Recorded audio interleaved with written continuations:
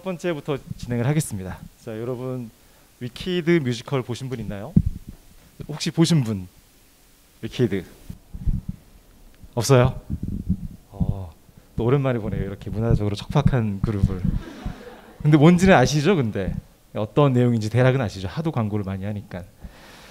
뭐 내용 아신다고 가정을 하면 이 뜻이 뭘까요? 이 영어 단어의 뜻. 마녀, 그죠? 마녀란 뜻도 있고 또 형용사로 하자면 뭔가 사악한 이런 뜻이죠. 사악한. 그래서 나쁜 마녀 뭐 이런 건데 사실 뭐 알고 보면 저 초록색 언니가 나쁜 사람은 아니죠, 그죠? 근데 위키드가 문제라는 현상이나 문제 앞에 붙으면 약간 뭐라 해야 되죠? 풀기 어려운 난제 이런 느낌이 있어요. 그래서 제가 이거를 말씀드린 이유 중에 하나는 디자인 띵킹 관련 책이나 뭐 논문 같은 거를 만약 원서로 보시게 되면 위키드 프로블럼의 말이 되게 많이 나오거든요. 그게 뭐냐면 심플하게 말씀드리면 현재까지 저희들이 당면했던 문제들이 이 그림의 왼쪽 같은 경우가 많았다라고들 합니다. 그래서 이건 무슨 말씀이냐면 이 퍼즐 같은 문제는 약간의 연산 법칙이나 수학, 산수 같은 걸 하면 쉽게 풀 수 있는 그런 수준의 문제들이 많았었어요. 점점 다가오는 미래는 오른쪽 같은 문제가 더 많이 생긴다는 거죠. 훨씬 더 풀기 어렵고 단순한 과학적인 상식만으로 해결하기 어려운 그런 미스테리 같은 게 많이 들어오는 거죠. 이 미스테리가 앞서 언급한 위키드 프로블럼하고 같은 맥락입니다. 여러분 1차 산업혁명의 키워드는 뭔가요? 전기기관, 그죠? 100년이 흘러서 2차가 들어오면 여기 키워드는 전기가 들어와요, 그죠? 전기기관이 전기로 바뀌면서 더 대량 생산이 가능해지는 거죠. 여기까지는 쉽죠, 그죠? 3차로 넘어오면 이제 컴퓨터가 들어옵니다. 컴퓨터가 들어오면서 부분 자동화라는 게 가능해져요. 자, 그러면 이제 4차는 뭘까요? 4차 산업혁명의 키워드는 써 있긴 한데 한번 골라볼까요? 저 중에 뭐가 핵심인 것 같아요? 자동화, 그죠? 이 자동화라는 게 어떤 의미냐면 이게 생산의 그 통제 주체가 사람에서 기계로 넘어갈 수도 있는 시대가 다가오는 것 같아요. 지금까지 저희가 저희 직속 상간이나 저희 상사 보스들이 사람이잖아요, 그죠? 근데 앞으로 모르겠어요. 언제쯤 등장할지 모르지만 로봇 상사가 이제 곧 등장할 수도 있고 사람들이 하는 일에 기계가 대부분 대체 가능한 시대가 온다라고들 합니다. 그래서 세계 경제 포럼이 발표한 미래 일자리가 요구하는 9대 직무 능력이라고 하는 게 있대요. 보시면 새로운 건 없습니다. 다 저희가 알고 있는 것들인데 한 가지 특이한 것 중에 하나는 이 아래쪽에 제가 빨간색으로 동글뱅이를 쳐놨는데 복합적인 문제 해결 역량이 중요하다고 합니다. 실제로 9개 중에 중요도로 순서를 매기면 이게 1등이에요. 이게 제일 중요하대요. 문제 해결 역량을 알 것 같아요, 그죠? 사람들이 많이 얘기하니까. 근데 그 앞에 복합적이라는 키워드가 있지 않습니까? 그 복합적인 문제가 도대체 뭘지 같이 한번 고민을 해보자고요. 여기서 조금만 더 길게를 얘기할게요. 이게 뇌과학자들은 이게 과학적으로 맞지 않다고 얘기하지만 저는 뇌과학자가 아니니까 그냥 이걸로 얘기를 할게요. 이게 설명하기 쉬운 것 같아요. 여기 디자인이나 예체능 전공하신 분 혹시 있으세요? 한 분 계시고 나머지 분들은 다 문과나 이과 이쪽이신 거죠, 그죠? 그러면 여러분도 아마 저처럼 이런 모습의 아마 뇌를 가졌을 거예요. 그러니까 좌뇌가 좀 더 발달한. 그래서 좌뇌가 관장하는 거를 생각을 해보면 뭔가 언어나 논리나 수학이나 뭐 이런 딱딱한 영역들이에요, 그죠? 반대로 오른쪽에 있는 우뇌는 창의성이나 혹은 직관, 이미지, 호기심 이런 것들입니다, 그죠? 근데 이게 무슨 시사점이 있냐면 사실 같은 사람이라 할지라도 좌뇌, 우뇌의 이 밸런스를 움직일 수 있대요. 무슨 말씀이냐면 같은 사람이라 할지라도 아침에는 좀 더 좌뇌가 발달하고요, 상대적으로. 저녁에는 또 우뇌가 발달한대요. 그래서 뭔가 여러분들이 계획적인 일을 하거나 뭔가 딱딱한, 그러니까 논리를 쓰는 일을 하신다 하면은 아침에 하는 게 좀 바람직하고요. 뭔가 창의적인 일, 뭔가 새로운 거를 뭔가 새로운 소설을 쓴다거나, 그죠? 시를 쓴다거나, 뭐 연애 편지를 쓴다거나 그러면은 밤에 하는 게 좋습니다. 그리고 맨정신이면 좌뇌가 발달하고 술이 좀 취하면 우뇌가 발달해요. 그래갖고 뭔가 창의적인 일을 하고 싶으면은 밤에 술 한잔 하고 하면 제일 좋겠죠. 아무튼 본인의 연습에 따라 이게 밸런스가 움직일 수 있거든요. 그래서 저도 아마 뭐 7대3 혹은 8대2 정도 될 거예요. 저도 뭐 이 디자인 띵킹 책을 쓰긴 했지만 뭐 우뇌를 많이 쓰는 그런 사람은 아닌 것 같고요. 근데 충분히 이거를 뭐 5대5는 아닐지라도 7대3, 6대4 이렇게 가까워지는 그런 연습을 해볼 수 있을 것 같습니다. 자, 그래서 제가 제일 싫어하는 질문인데 이거 한번 같이 볼까요?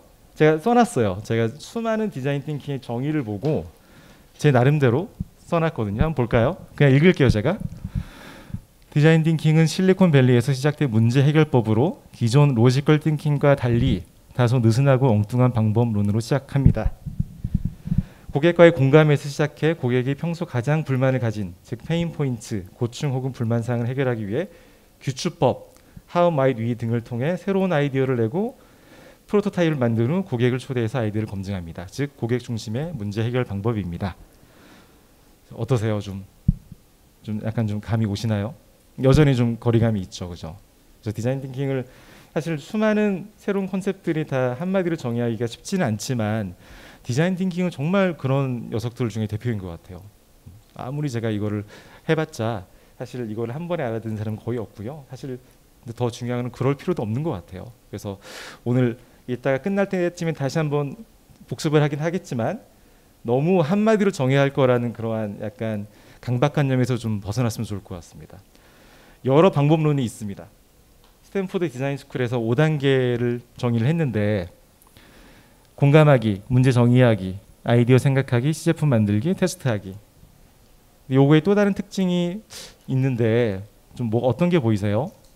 비선형 방법이라고 하거든요. 그러니까 1, 2, 3, 4, 5 이렇게 쭉 가는 게 아니라 좀 왔다 갔다 하죠. 1, 2 갔다가 1, 2를 반복하기도 하고 3, 4, 5 갔다가 5에서 다시 3으로 오기도 하고 5에서 1로 가기도 하고 그러니까 넌 리니어 방법이라는 게 대표적인 특징 중에 하나고 또 어떤 특징이 보이시나요? 뭔가 반복을 강조하죠. 그죠? 반복과 그 실행을 중심으로 하는 그런 게 좀 보이는 것 같고 그래서 여러 가지 방법론이 있는데요. 뭐 다 말씀드리진 않을게요. 여러 업체들이 수많은 정의를 하고 있습니다. 근데 프로세스의 공통점을 좀 같이 봤으면 좋을 것 같아요. 이 그림에서 공통점을 하나만 좀 언급하고 넘어갈게요. 보시면은 뭔가 생각의 분산과 수렴이 좀 보이시나요? 뭔가 확산됐다가 다시 좁혀지는. 저게 한 번에 끝나지 않죠. 분산과 수렴이 2번 이상 반복됩니다. 그래갖고 이게 더블 다이아몬드 뭐 이런 얘기도 하긴 하는데 이렇게 정의할 수 있을 것 같아요. 총 5가지인데 첫 번째는 고객에서 출발하는 겁니다. 고객에서. 이게 근데 고객 중심 경영, 고객에서 시작해라는 말이 너무 많이 쓰이는 용어라 약간 선언적으로 보일 것 같긴 한데 디자인 띵킹이야말로 정말 고객 중심으로 시작을 하는 거거든요. 두 번째는 시각화의 중요성. 그러니까 디자인 띵킹에서는 뭐 글로 쓰거나 말로 하는 것보다는 그림으로 보여주는 게 제일 좋은 방법이고요. 정말 옵션이 없을 때 마지막 순환이 말로 몇 단어 정도 키워드로 쓰는 게 마지막 방법이고 스토리가 있어야 됩니다. 그래서 여러분들이 디자인 띵킹을 쓰면은 여러분들의 결과를 누군가를 만났을 때 1분 안에 얘기할 수 있는 그러한 스토리가 있어야 되고 네 번째가 중요하죠. 발상과 수렴이 있어야 됩니다. 아까 로지컬 띵킹은 수렴적 사고만 한다고 했잖아요. 그죠? 디자인 띵킹은 발상과 수렴을 즐기는데 특히 발산이 2번 이상 있어요. 그게 좀 특징이고 마지막으로 실행하고 반복해야 됩니다. 대표적인 디자인 띵킹 사례를 한번 얘기할게요. MRI 찍어보신 분 계세요? 저는 얼마 전에 간이 안 좋다고 CT를 찍으라 그래서 CT 찍어봤는데 CT 찍는 것도 너무 무섭고 힘들더라고요. 근데 MRI는 훨씬 더 오래 걸리고 훨씬 더 기계도 좀 웅장하잖아요. 근데 저희 같은 성인도 어려운데 아기들을 MRI 태우려면 정말 어렵거든요. 그래서 이건 뭐 미국뿐만 아니라 전 세계적으로 그 아동을 MRI 태우려고 하면은 70% 이상의 확률로 결국은 안정제를 투여하고 태워야 된대요. 그러니까 시간도 오래 걸리고 결국 비용도 많이 걸리고 애들의 건강도 안 좋은 그런 케이스인데 이 문제를 해결하려고 2개의 그 헬스케어 업체가 뛰어들었습니다. 첫 번째는 둘 다 너무나도 유명한 회사죠. 제너럴 일렉트릭이 왼쪽처럼 풀었대요. 왼쪽은 어드벤처 시리즈라고 이름을 붙였는데 어떻게 했는지 대충 느낌 오시겠죠, 그죠? 그러니까 지인은 문제를 뭘로 본 것 같아요? 지인은 그러니까 이렇게 본 것 같아요. 애들이 느끼는 공포와 모험은 종이 한 장 차이다. 우리가 뭐 롯데월드 가서 귀신의 집이나 자이로드롭 돈 내고 하잖아요. 그게 모험이니까. 그래서 공포를 모험으로 바꿉시다라고 접근을 한 거예요. 그래갖고 보시면 저기 서 있는 그 빨간 옷 입은 사람들이 다 의사 간호사들이에요. 저는 저렇게 서 있으면 더 무서울 것 같은데 애들은 저게 재밌나 봐요. 그래서 저렇게 보물선이고 막 뭐 우주선 같은 데로 해놓으면 애들이 저기 잘 탄대요. 안정제 없이. 오른쪽에 필립스는 어떻게 접근했냐면 이것도 보시면 아시겠죠, 뭔지. 필립스는 애들이 느끼는 낯설음에 포커스했어요.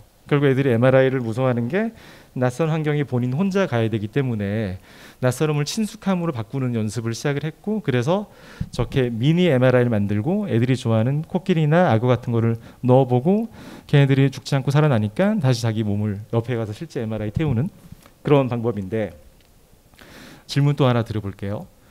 여러분들 이 둘 중에 뭐가 더 좋은 방법인 것처럼 보이세요? 자, 나는 지희가 더 좋다. 손 한번 들어볼까요? 지희 한 3명, 예, 3분. 나머지는 다 필립스인가요? 필립스. 손 안 든 분은 어떤 거세요? 더 좋은 거 만들 수 있다 이건가요? 근데 사실 이런 질문이 사실 제가 일부러 들었던 것 중에 하나가, 이렇게 둘 중에 하나 양자택일하는 그런 사고는 디자인 띵킹 할 때는 약간은 접어두면 좋을 것 같아요. 사실 둘 다 좋은 방법이죠, 그죠? 지희도 좋고 필립스도 좋고, 혹은 또 다른 업체가 더 좋은 방법을 내올 수도 있는데, 둘 중에 굳이 하나를 선택하는 이런 실험적인 사고는 잠깐은 접어두면 좋을 것 같습니다. 여기 써 있는 거가 누가 한 말인 것 같아요? 어떤 교수님이 기말고사랑 중간고사를 같이 냈대요. 예, 그래서 학생이 저렇게 지적을 했대요. 교수님이 똑같은 문제 나왔는데요 라고 하니까, 맞습니다, 같은 문제입니다. 하지만 질문이 같아도 답이 같지 않을 수도 있죠. 아인슈타인이 교수 시절에 한 얘기래요. 사실 이게 맞는 말일 수 있는데 이런 세팅을 저희는 거의 겪지 않죠, 그죠? 질문과 답이 거의 1대1로 매핑되는 그런 시대에 살고 있어서 약간 일문이답 같은, 하나의 질문이지만 여러 답이 공존하는 그런 가능성을 같이 즐기는 그런 자세가 필요한 게 디자인 띵킹인 것 같습니다. 다시 말씀드리지만 지희나 필립스나 둘 다 좋은 거예요. 둘 중에 하나 굳이 선택하려 하지 않으셔도 될 것 같습니다. 다시 한번 이거를 볼까요? 분산과 실험인데 두 번의 분산에 있지 않습니까? 그죠? 첫 번째 분산은 고객과 공감하는 단계예요. 두 번, 그 다음에 다가오는 게 실험이잖아요. 실험. 저 실험 때는 어떤 자세를 견지를 해야 될까요? 실험 때는 저 때는 약간 로지컬 띵킹스러운 게 등장할 때가 된 것 같아요. 최대한 그 고객이 겪는 문제를 정확하게 짚어내는 그러한 사고가 필요하고, 근데 그 다음에 끝내는 게 아니라 다시 한번 분산을 하죠, 그죠? 그러니까 의도적으로 또 한번 생각을 쫙 펼치는 거예요. 그래서 아이디어 도출할 때는 또 한번 분산을 하고 마지막에 또 한번 실험을 하는, 저 더블 다이아몬드가 있다라는 거를 말씀을 드리고 싶고요. 아이디어라는 회사를 들어보신 적 있나요? 이게 디자인 띵킹을 거의 처음 그러니까 스탠포드 디자인 스쿨하고 같이 만든 사람이죠. 저기 가운데 있는 분이. 보면 이게 너무나도 유명한 동영상인데, 그 아이디어가 너무 혁신적인 그 디자인 띵킹 업체라고 소문이 나서 ABC 방송사가 한 30년 전에 월마트 같은 데 쓰일 수 있는 카트를 좀 혁신적으로 디자인해달라고 요청을 했습니다. 보시면 한 비디오 오래돼 보이죠, 그죠? 아이디어 쇼핑 카트라고 하면 유튜브에 많이 나오는데, 보시면 여기서 제가 드리고 싶은 말씀은, 이 팀 멤버들을 제가 기억하기로는 첫 번째 사람은 뭐 하버드 MBA 나온 사람, 그다음에 스탠포드 엔지니어, 그다음에 마케팅 전문가, 언어학자, 그다음에 뭐 의사, 이런 사람들이 다 팀 멤버였어요. 보면 디자이너는 없습니다. 그래서 제가 디자인 띵킹을 하다 보면 디자이너 없이 디자인 띵킹 하는 것에 대해서 굉장히 불편함을 느끼세요. 근데 사실 디자인 띵킹은 비디자이너가 디자이너처럼 일하는 방식을 배우는 게 핵심이거든요. 그래서 여러분들도 디자인 전공 안 하셨다고 하더라도 너무 거부감이나 무서워하지 않으셔도 될 것 같고요. 이런 말을 누군가 했습니다. 디자인 띵킹은 디자이너의 전유물로 남겨두기에는 너무나도 소중하고 중요한 지적도가 되어버렸다. 그래서 비디자이너가 하는 게 맞습니다. 너무 쫄지 마세요. 이거를 한번 좀 보면 두 개를 좀 비교를 해볼게요. 왼쪽은 로지컬 띵킹이에요. 로지컬 띵킹은 저희가 잘 안다고 가정하고 볼게요. 보시면 합리적이고 객관성, 과학적인 사고를 하는 거고, 최적화를 추구하고 실험적인 사고를 하는 겁니다. 그리고 계획 세우기를 하고 논리와 수치 무형이고, 근데 오른쪽의 디자인 띵킹은 좀 더 주관적인 경험을 하고 더 나은 해답을 하기 위해서 반복적인 시도를 하고요. 그다음에 실행하기가 대표적인 그 과정이고, 인간 중심이고 감정적인 직관을 하는 겁니다. 제가 가운데에 주황색으로 색칠을 해놨죠.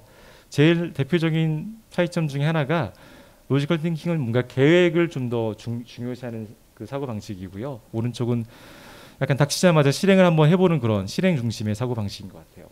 왼쪽 말 너무 유명하죠, 그죠? 제가 링컨의 얘기와 마시멜로 챌린지를 이렇게 대비시켜 놓은 이유가, 왼쪽의 사고 방식이 지금까지 저희가 생각했던 그 퍼즐과 같은 문제를 풀 때는 왼쪽이 여전히 유효합니다. 뭔가 문제를 닥치면 한 45분 준비하고 마지막에 도끼를 베죠. 그러니까 준비가 긴 게 필요한데 저희가 풀어야 되는 이제 미스테리 같은 문제는 오른쪽과 같은 사고가 중요하다고 말씀드리고 싶어요. 마시멜로 챌린지는 혹시 들어보신 분 있습니까? 몇 번 해보신 적 있죠, 그죠? 저도 한 살아오면서 한 3번 정도 해봤는데 좀 설명을 드리면 한 5명 정도 팀을 짜고요. 그리고 저기 스파게티 면을 줘요, 한 20개 정도.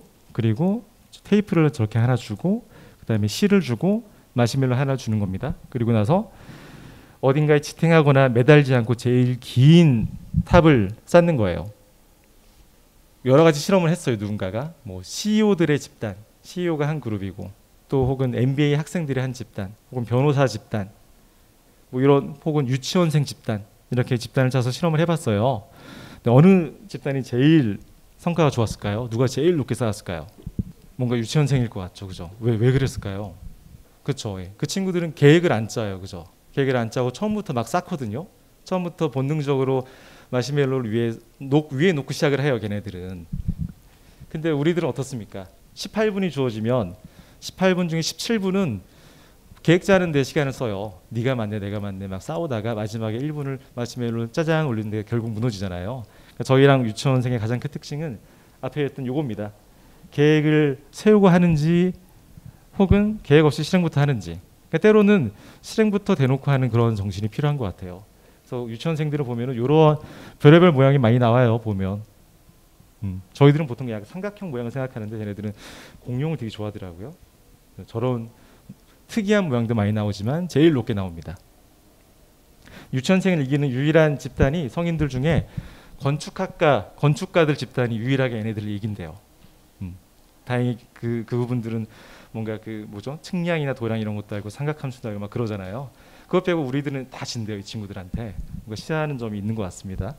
그래서 사람들이 보통 로지컬 띵킹과 디자인 띵킹을 같이 놓고 보면 디자인 띵킹을 로지컬 띵킹의 대척점으로 보는 관점이 있어요. 그러니까 기존의 논리적인 사고의 반대의 감정적인 방식이다라고 해서 위에 제가 스몰 디티라고 이름 붙여놨는데 저렇게 비교하는 사람도 꽤 있고요. 근데 저는 그것보다 아래쪽을 좀 강조를 하고 싶습니다. 그러니까 디자인 띵킹을 하자라고 하는 게 로지컬 띵킹을 배척하고 하지 말자는 게 아니라 사실 두 개를 다 잘하자는 얘기거든요. 제가 하는 얘기가 아니라 디자인 띵킹의 뭐 진짜 구루죠. 여기 로저 마틴이라는 분이 썼던 책에 나오는 내용입니다. 그러니까 보시면 통합적인 사고고 그 서로 대척되는 마인드라는 얘기를 써놨어요. 어포저블 마인드인데 보시면은 이게 여기에서 나온 거거든요. 대척되는 엄지손가락에서 나온 겁니다. 그래서 엄지손가락을 보면은 특징이 여기 보시면은 검지부터 중지, 새끼손가락까지 한 방향을 보고 있는데 우리 인간을 비롯한 오랑우탄 같은 영장류만이 엄지손가락을 마주보게 할 수 있는 능력이 있대요. 그렇기 때문에 우리가 도구를 잡을 수 있고 뭐 실과 바늘을 쓸 수 있고 해서 그런 창의적인 문제를 우리가 해결할 수 있는 역량이 있는 건데 그래서 여기 써 있는 것 같은 게 필요한 것 같아요. 본능적으로 자네의 우뇌를 같이 쓰면 긴장과 갈등이 있을 수밖에 없는데 그 긴장과 갈등을 어떻게 하면 창의적으로 해결할 수 있는지 그 창의적인 해소 능력이 가장 중요한 것 같고 디자인 띵킹은 둘 다 잘 쓰자는 얘기입니다. 그래서 이렇게 둘 중에 하나를 선택하는 게 아니라 뭔가 둘 다 취할 수 있는 덧셈의 사고방식이 필요한 것 같고요. 규칙법 얘기 한번 해볼까요? 관찰된 결과를 통해 가장 그럴듯한 추론을 하는 게 규칙법입니다. 스티브 잡스가 규칙법을 잘 쓰는 사람 중에 하나였다고 합니다. 무슨 말이냐면 어떤 현상을 설명하는 가장 그럴듯한 거를 지르는 게 규칙법의 요체라서 처음 아이폰을 개발할 때 당시에 사례래요. 그래서 아이폰 만들 때 디자인이 지금 모서리가 둥글둥글 하잖아요. 이렇게 저게 둥글어야 되는지 각져야 되는지 논란이 있었는데 스티브 잡스가 그렇게 얘기를 했대요. 세상에 핸드폰을 손에 하루 종일 들고 있으면 뭔가 편안하고 안전해야 되는데 세상에 편안하고 안전과 관련된 모든 물건은 다 모서리가 둥글다. 약간 좀 애매하죠. 근데 그러고 나서 세상의 모든 안전과 관련된 것 중에 모서리가 둥근 걸 계속 보여주는 거예요. 이것 봐라. 이 교통표지판 모서리가 둥글지 않느냐. 그러니까 얘도 둥글어야 된다. 이렇게 해서 결국 이렇게 나왔어요. 그죠? 그래서 이렇게 규칙법의 사례 중에 하나입니다. 요거 하나부터 하나씩 좀 보죠. 총 5단계인데 맛보기로 좀 말씀드릴게요. 근데 참고로 오늘 제가 막 뭔가 하우투나 방법론을 얘기하진 않겠습니다. 약간 문제를 바라보는 자세나 그런 태도를 좀 얘기하고 싶어서 공감하기부터 한번 볼게요. 그래서 공감하기를 정말 제대로 하려면 현장에 뛰어들어야 됩니다. 그래서 아프리카 같은 상황에서 문제가 있다라고 한다면 실제 아프리카 가봐야 돼요. 안 가보고 구글링으로 뭔가 보고서를 보고 문제를 해결하면 절대 이런 거 안 나옵니다. 이게 어떤 거냐면 아프리카는 여전히 식수 문제가 어렵지 않습니까? 그죠? 초등학교를 못 가는 이제 친구들이 아침에 일어나서 하는 일이 이제 물을 길어서 오는 거예요. 깨끗한 물이 없다 보니까 아이들이 거의 수십 킬로를 걸어서 도착해서 그 물가에 도착하자마자 너무 목이 말라서 물을 먹고 죽는 경우가 많이 있었어요. 그래서 한 업체가 현장에 가서 오랜 시간 동안 그들을 좀 관찰하고 이런 걸 만들었어요. 보시면은 뭔지는 아시겠죠, 그죠? 정말 100% 완벽한 정수 기능은 아니지만 소량의 물을 마실 수 있을 정도의 충분한 정수 기능을 담은 그러한 휴대용 필터를 만들었고요. 이것도 정말 유명한 것 중에 하나인데 이거는 인도에서 수많은 아이들이 그 약간 미숙아라 해야 되나요? 약간 일찍 태어나서 인큐베이터가 필요한데 인큐베이터가 없어서 빨리 죽는 그런 경우를 보고 이것도 스탠포드 디자인 스쿨에 있는 그 5명의 학생이 한 팀이 돼서 3개월 동안 인도에 갔어요. 가서 그 산모들과 함께 거의 뭐 동고동락하면서 그들의 문제를 보고 이런 걸 만들었다고 합니다. 보면은 핵심은 인큐베이션의 가장 큰 핵심은 보온 기능이래요. 그래서 다른 기능 다 제외하고 이런 배낭 같은 모양을 냈대요. 그래서 이런 아이디어가 중요한 게 아니라 그들의 삶의 현장에 풍덩 뛰어든 그게 되게 중요한 건데 이게 정말 제일 유명한 사례죠. 여기 있는 분이 할머니가 아니거든요. 20대 후반의 디자이너입니다. 근데 이 디자이너가 파트리샤 무어라는 분인데 냉장고 회사에 다녔대요. 냉장고 회사의 디자인 팀에서. 그래갖고 할머니도 쉽게 딸 수 있는 냉장고 손잡이를 만들어 보면 어떨까요? 라고 했다가 위에 상사한테 까이고 퇴사를 했대요. 과감하게 퇴사를 하고 본인이 직접 그 할머니가 되어본 거예요. 그래서 보시면은 안경도 기스가 나게 막 깨부셨고요. 그리고 귀에 솜도 막 넣어놔서 안 들리게 했고 보시면 스타킹 안에도 막 넣어놨어요. 걷기 힘들게. 신발도 일부러 작은 거에서 걷기 힘들고 지팡이 들고. 근데 저거를 3년이나 했대요. 3년 동안 그러니까 한국으로 치면 파우더 공원을 계속 간 거예요. 할머니들이 어떻게 사는지 그들과 공감하고 만든 물건이 요거라고 해요. 냉장고를 만들려고 했는데 결국 이걸 만들었어요. 뭔가 약간 누구나 쉽게 집을 수 있는 그런 주방기기를 만들었는데 제가 말씀드리고 싶은 거는 공감하기가 그냥 고객과 공감하라고 하는 거 자체가 말은 쉽지만 정말 제대로 하려면 이 정도의 준비 자세가 필요한 거고 제대로 해야 되는 거고요. 3가지의 팩터가 있다고 합니다. 그러니까 정말 리얼한 문제여야 되고요. 정말 누구나 인정할 만큼 실존하는 문제여야 되고 밸류가 있어야 되고 밸류는 말 그대로 그냥 정말 그냥 시장 규모가 있어야 되는 거예요. 충분히 많은 숫자의 사람들을 도와줄 수 있는 그 밸류가 있어야 되고 영감을 주는 문제여야 됩니다. RVI가 있어야 돼요. 예를 들어 요거 혹시 보신 분 있나요? 우리나라 사례인데 제물포 고등학교인가? 고등학교 3명이 만든 거예요. 2명인가? 그 친구들이 짜장면 랩 베끼는 거에 그 문제에 착안했어요. 그래갖고 짜장면 스티커를 만든 거거든요. 스티커 붙이고 콩콩콩 찍어서 뜯어내는 거예요. 근데 이거를 RVI로 한번 평가를 해볼까요? 이게 정말 디자인 띵킹을 해볼 법한 문제인지 리얼한 문제인지는 뭐 굳이 설명 안 할게요. 다 인정할 거예요. 그 짜장면 랩 베끼는 게 보통 문제는 아니잖아요. 그죠? 밸류 있는 문제인지를 생각을 해보면 우리나라에서 하루에 짜장면을 800만 그릇 먹는데요. 그러니까 6명 중에 1명이 매일 먹습니다. 예. 그러니까 굉장히 사이즈가 있죠. 그래서 RVI로 평가를 해야 돼요. 그러니까 RVI가 다 없으면 굳이 디자인 띵킹을 적용할 필요가 없습니다. 이것도 한번 좀 얘기를 하고 싶습니다. 포인트 오브 뷰인데 POV라고 하는데 POV를 정말 잘 써야 됩니다. 그게 무슨 말이냐면 보통 공감하기 하고 나서 문제 정의하라고 한다면 사람들이 되게 뻔한 문제를 쓰거든요. 약간 너무 비약해서 말씀드리자면 뭐 배고프니까 밥을 먹는다. 뭐 이런 질문들 많이 해요. 추우니까 보일러 튼다. 진짜 이런 종류의 질문들을 많이 하거든요. 근데 그렇게 질문을 쓰면 안 되고요. 이런 질문을 써야 돼요. 뭐냐면 유저 네임은 페르소나가 들어가야 되는 거고요. 페르소나가 새로운 방법을 원한다. 왜냐하면 요 놈이 중요합니다. 왜냐하면 놀랍게도 모모이기 때문에. 그러니까 놀랍게도 모모이기 때문에가 등장하지 않는 POV는 제대로 된 POV가 아니고요. 마찬가지로 RVI가 충족이 안 될 거예요. 그래서 POV를 잘 쓸 수 있는 게 중요하고요. 아이디어 도출하기 단계에 한번 좀 얘기를 할게요.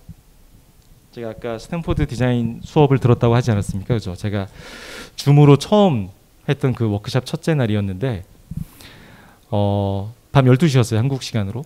한국 시간 밤 12시였고 뭐 공교롭게 회식이 있어서 전 술을 조금 먹고 들어갔습니다. 불량한 학생으로 들어갔는데 딱 줌을 키자마자 전 세계 한 50명이 이제 줌에 다 접속을 했어요. 접속을 했는데 모든 사람이 다 이렇게 머리에 막 피를 흘리고 머리에 망치 꽂혀 있고 도끼 꽂혀 있고 막 할로윈 분장을 하고 들어온 거예요. 저만 멀쩡하게 들어간 거죠. 저만 아무것도 안 하고. 그래서 다시 첫날 수업의 매뉴얼을 보니까 첫날 수업 매뉴얼에 자신을 가장 심하게 망가뜨리고 들어오세요라고 써 있었어요. 근데 저만 그냥 맨정신으로 들어갔는데 약간 좀 뻘쭘했죠. 예, 뻘쭘하고 했는데 스탠포드가 이런 세팅을 한 이유가 뭘까요? 디자인 띵킹 하려면 뭔가 좀 사실 좀 망가져야 되거든요. 망가지고 멍청한 얘기도 서슴없이 해야 되고 약간 좀 뇌를 느슨하게 풀어야 되는데 첫날이라고 막 다 비즈니스 수트 입고 오면은 생각이 딱딱해지잖아요. 그걸 방지하려고 다 할로윈 분장을 하고 오라고 했습니다. 그래서 약간 멍청한 질문을 한 번쯤은 용기 있게 던져볼 타임인 것 같아요. 아까 저희가 더블 다이아몬드에서 분산하고 수렴하고 지금 다시 분산하는 단계거든요. 그러니까 뭔가 새로 아이디어 도출할 때는 약간은 느슨하고 멍청한 얘기를 해야 되고 세상의 모든 혁신은 사실 멍청한 질문에서 시작합니다. 똑똑한 질문에는 사실 혁신이 없어요. 그러니까 멍청한 질문을 하실 수 있는 용기와 그게 있어야 되고요. 아이디어 단계에서는 how might we라는 거를 좀 연습을 하실 필요가 있습니다. 이게 한국어로 하면 약간 좀 애매하긴 한데 우리라면 어떻게 했을까라는 뭐 그런 거예요, 그죠? 근데 보시면 might가 되게 중요하죠. 왜냐하면 보통 사람들이 통상적으로 던지는 질문은 How can we do this? 혹은 How should we do this? 이렇게 얘기하거든요. 근데 can과 should는 그 생각을 딱딱하게 가둬놓는 그런 약간 경직된 언어거든요. 그러니까 저렇게 might라고 약간 말랑말랑한 언어를 쓰는 것 자체만으로도 뭔가 다른 사람의 아이디어를 도출해낼 수 있는 힘이 있는 거고요. 보시면 how는 뭔가 방법론 지향적인 거고 we는 약간 협업을 강조하는 그런 모습이라 의미가 있는 거라 한번 말씀드렸고요. 여기 있는 분들의 모두의 공통점은 다자광이라는 겁니다. 다자광. 우리가 예를 들어 제일 왼쪽에 있는 셰익스피어를 보면은 뭐 한 8개 작품 알잖아요. 그죠? 8개를 다 읽지도 않았지만 근데 사실 셰익스피어도 한 몇천 개의 작품을 썼거든요. 그러니까 그런 것처럼 여기 혁신적이라고 하는 수많은 그 역사적인 아이콘들도 엄청나게 다작을 했어요. 그래서 사람들이 보통 천재들 하면은 뭔가 람보라기보다는 스나이퍼를 생각을 하는데 스나이퍼라기보다는 람보에 가깝거든요. 그래서 저희도 디자인 띵킹을 하려면 뭔가 이런 자세가 필요한 것 같아요. 다다익선으로는 부족하고 그런 다다다익선 정도에 필요한 건데 저는 그래서 이런 방법을 많이 씁니다. 뭔가 워크숍을 하게 되면 아이디어 단계에서 제가 10분을 주고 한 10가지 아이디어를 내게 해요. 보통 여러분도 마찬가지일 겁니다. 대충 머릿속에 있는 상식적인 수준의 그 10가지 아이디어를 내요. 되게 뻔한 아이디어들 나옵니다. 뻔한 재미없는. 그래서 약간 좀 비판을 하고 다시 한번 시간을 더 줍니다. 15분 주고 10가지 또 내라고 합니다. 그럼 약간 좀 쥐어짜면서 약간 좀 재미있고 이상한 아이디어가 막 나오기 시작을 해요. 한 번 더 기회를 줍니다. 한 번 더 기회 주고 20분 동안 10가지를 또 내라 하면 요때 나오는 아이들이 좀 혁신적인 아이디어가 좀 있거든요. 그러니까 요 정도까지 내려가야 돼요. 이게 다다익선이 하는 게 보통 3-4가지가 아니라 30가지 이상의 아이디어를 낼 수 있는 그러한 마음이 있어야 됩니다. 총 7가지 특징이 있습니다. 디자인 띵킹은. 볼게요. 첫 번째는 열린 공동 창조고요. 이게 무슨 얘기냐면 고객과 함께 만드는 겁니다. 혼자 하는 게 아니라 고객을 초대해서 고객을 처음 공감하기부터 만나고 그 다음에 프로토타입이나 테스트도 고객을 계속 초대를 해요. 두 번째 고객 중심이고 이질적인 협업을 하고요. 일부러 막 팀을 섞잖아요. MBA 출신 1명, 엔지니어, 그 다음에 뭐 언어학자 등등등 그렇게 다양한 백그라운드 사람들 섞어야 되고 그 다음에 이게 위키드 프로블럼은 사실 환경 문제나 교육 문제, 빈부격차 이런 거잖아요. 보통 그러니까 한번 해결이 되면 장기적인 그러한 지속 가능성이 있고요. 빠른 실현 정신도 중요합니다. 그러니까 디자인 띵킹에서는 패스트 앤 칩 페일리어 얘기를 하거든요. 빠르고 싸게 실패하는 게 제일 중요해요. 그러니까 한번 넘어질 거면 빠른 시점에 한번 넘어지는 게 중요하고요. 그 다음에 이타심 공감. 이게 단순히 공감이 아니라 실제 이 정말 그 위키드 프로블럼을 겪고 있는 고객의 일종의 그 이타심 같은 그런 감정까지 느껴야 되는 그런 거고요. 마지막에는 저희 책의 제목이 양손잡이. 양손잡이가 뭔지는 아시겠죠, 그죠? 로지컬 띵킹과 디자인 띵킹이라는 두 가지 직관과 논리를 같이 써야 되는 그런 방법론입니다.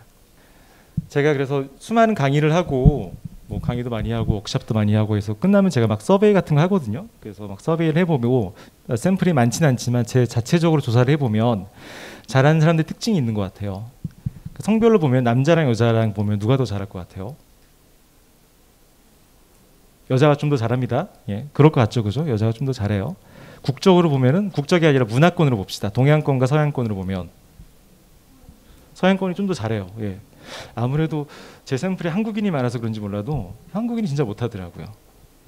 대충 아실 거예요, 왜 그런지, 그죠? 우리는 정답만을 강요하는 사회에 살아오고 되게 딱딱하게 살아오잖아요, 그죠? 한국인 진짜 못하고요. 한국인이 동양권의 점수를 깎아내린 것 같아요. 나이로 보면 어떨 것 같습니까? 젊을수록 잘할 것 같은데 제 샘플은 다 20대 이상이라 제 결론은 20대 이상이면 다 못한다. 20대나 50대나 크게 다르지 않다. 저희가 20대가 50대를 꼰대라 놀리지만 20대도 젊은 꼰대다. 그런 걸 좀 봤고요. 몰라요. 제가 샘플이 커져서 유치원까지 내려가면 걔네들이 잘할 수도 있을 것 같아요. 아직 제 샘플에는 없고. 교육 배경은 어떨 것 같습니까? 어떤 전공이 잘할 것 같아요? 공학? 경영학? 혹은 뭐 인문사회? 예체능? 그러니까 인문학도가 은근 잘해요. 인문학도가 참고로 샘플이 많지는 않습니다. 인문학도가 은근 잘하는데 그 이유는즉슨 생각을 해보면 결국 이게 공감이라고 하는 게 사실 일종의 그 사물에 대한 인격 부여라고 해야 될까요? 의윤화 뭐 이런 거거든요. 그 제 딸내미도 아직 5살이라 여전히 막 인형이랑 대화하고 막 그러거든요. 그 친구들은 그 의윤화가 몸에 배어 있어 아직까지. 그죠? 왜냐하면 사람들이 이상하게 안 쳐다보니까. 애기들은 다 그러잖아요. 사실 우리들도 다 그렇게 살아왔어요. 여러분들 DNA 어딘가에는 그런 게 있습니다. 옛날에 막 티라노랑 얘기하고 막 그랬거든요. 그러니까 그런 의인화와 상상의 능력을 한 번쯤은 깨어내야 할 타이밍이 될 수도 있고요. 세 가지가 중요하다고 합니다. 디자인 띵킹을 잘하려면 제가 얘기한 거 아니고 로저 마틴이 얘기한 겁니다. 태도와 도구와 경험인데 제가 오늘 얘기한 건 다 사실 태도에 대한 얘기였어요. 계속 약간 좀 공자님 말씀처럼 좀 약간 열린 사고해라, 멍청한 얘기해라 이런 얘기가 다 태도의 얘기라면 도구는 이제 방법론들이 있겠죠. 수많은 방법론이 있거든요. 뭐 다음에 또 기회 되면 또 한번 말씀드릴 수 있을 것 같은데 근데 태도랑 도구를 갖췄다 해서 이게 잘 안 돼요. 실제 해봐야 됩니다. 그러니까 여러분 삶의 현장에서 한 번쯤 적용을 해봐야 돼요. 쉽지 않은데 저도 그래서 회사를 차리고 뭔가 신사업 아이템을 하는 게 요거를 하려고 그래요. 경험을 제가 안 해보고 이렇게 태도와 도구만 떠드는 건 약간 사짜일 것 같아서 저도 경험을 좀 해보려고 하고 있고요. 지피지기 백전백승이란 말에서도 보면은 지기 앞에 지피가 있지 않습니까? 그러니까 나를 먼저 이해하는 것보다는 항상 상대방, 그러니까 고객을 먼저 이해하려는 그런 노력이 필요한 것 같고요. 제 책의 처음 프롤로그에 나오는 얘기 중에 하나인데 저 뭐 헤드라인에 있는 메시지는 좀 약간 좀 너무 뭐라 해야 되죠? 너무 근엄하죠. 근데 사실 앞으로 우리가 다가오는 시대에서는 뭔가 디자인 띵킹적인 요소를 적용해야 되는 시대적인 뭐 요구가 있는 것 같아요. 그래서 여기 있는 이 친구가 그 도리를 찾아서에 나오는 행크라는 문어인데 그 도리가 건망증이 심하잖아요, 그죠? 헤어지면 저런 말을 했대요. 자기는 심장이 3개라 너를 쉽게 잊지 못할 거야라는 얘기를 했는데 사실 문어가 심장이 3개인 것도 중요하지만 저 빨판 있잖아요. 달인지 팔인지 저기 빨판이 100개쯤 있는데 100개를 다 따로 움직일 수 있대요. 어마무시하잖아요, 그죠? 여러분들 4번째 발가락 움직일 수 있나요? 어렵잖아요, 그죠? 쟤네들은 100개를 다 움직인대요. 그러니까 문어 정도는 아니더라도 뭔가 새로운 생존 전략이 필요한 것 같아요. 그래서 제가 3가지 얘기를 하고 끝낼 건데 피벗 전략이 필요합니다. 아까 같은 맥락입니다. 뭐냐면 여러분들이 주발을 정하셔야 돼요. 여러분들이 저랑 비슷한 좌뇌형 인간이라면 중심축은 로지컬 띵킹으로 잡으시고요. 반대쪽 발로 디자인 띵킹처럼 새로운 가능성을 탐색하는 그런 자세가 필요하고요. 하지만 다른 누군가를 만나면 그 사람이 보통 로지컬 띵킹 인간일 거예요. 주발을 활용해서 그 사람의 랭귀지로 그 사람의 프레임으로 풀어쓸 수 있는 능력이 있어야 되고요. 양발을 쓰는데 양발을 막 메시처럼 드리블 하라는 게 아니고 이렇게 피벗 전략을 쓰라는 겁니다. 주발을 정하셔야 돼요. 그래서 어떤 분은 디자이너라면 주발이 디자인 띵킹이고 반대쪽 발이 로지컬 띵킹이어야죠. 저번 강의에서 어떤 디자이너분이 본인은 디자인 띵킹을 엄청 열심히 했는데 윗사람이 못 알아먹는다 그러더라고요. 그러니까 그분은 거꾸로 로지컬 띵킹을 배워야 돼요. 디자인 띵킹만으로 먹고 살기 힘듭니다. 두 번째, 홍길동 정신 뭐냐면 디자인 띵킹을 하신다 하더라도 저 디자인 띵킹 할게요 라고 하지 마세요. 몰래 숨어서 하셔야 됩니다. 몰래. 그러니까 아버지라 못 부르는 것처럼 초롱초롱해 보이지만 되게 슬픈 방법이죠. 저도 옛날에 프로젝트 몇 번 할 때 클라이언트가 뭐 예를 들어 딱딱한 금융그룹이다 하면은 디자인 띵킹 한다는 얘기를 절대 안 했어요. 절대 안 하고 수많은 방법 중에 약간 일부를 디자인 띵킹에 섞어서 했거든요. 그러고 나서 그게 결과가 좋으면 그때서야 짜잔 사실 이거 디자인 띵킹이었어요 라고 했죠. 그래도 뭐 귓등으로 듣지는 않았지만 그러니까 굳이 내세워서 할 필요 없습니다. 내세우면 오히려 거부감만 느끼고요. 싫어해요. 디자인 띵킹을 혹시 하실 거라도 몰래 하세요. 몰래. 세 번째 마지막인데 디자인 띵킹은 사실 속도냐 방향이냐라고 한다면 빨리 하는 게 중요한 게 아니라 방향이 중요하고 방향. 그죠? 방향이 중요한데 어디를 향해야 되는지는 명확하지 않습니까? 그죠? 그러니까 디자인 띵킹은 고객이 출발점이자 지향점인 것 같아요. 고객에 대한 그 방향성을 잃지 마시고요. 왜 이런 말씀을 드리냐면 프로젝트를 하다 보면 수많은 제약 조건이 있지 않습니까? 버짓의 이슈라든가 투입 인력의 이슈라든가 타임라인, 그죠? 그다음에 뭐 KPI, 뭐 보고 일정 등등등 수많은 제약적 요건 때문에 디자인 띵킹 하다가 한 번쯤 내려놓고 현실과 타협하거든요. 그러지 마시고 꼭 고객에게서 출발한 그 지향점을 잃지 말라는 얘기입니다. 요거 제가 그러는 이유는 예전에 쓰나미 있었잖아요. 태국 그쪽에 엄청난 경제적인 피해를 끼쳤는데 이때 사람들 많이 죽었죠. 그죠? 근데 특정한 집단이 많이 살아남았어요. 누구였는지 혹시 아실까요? 네 발 달린 짐승이 많이 살았거든요.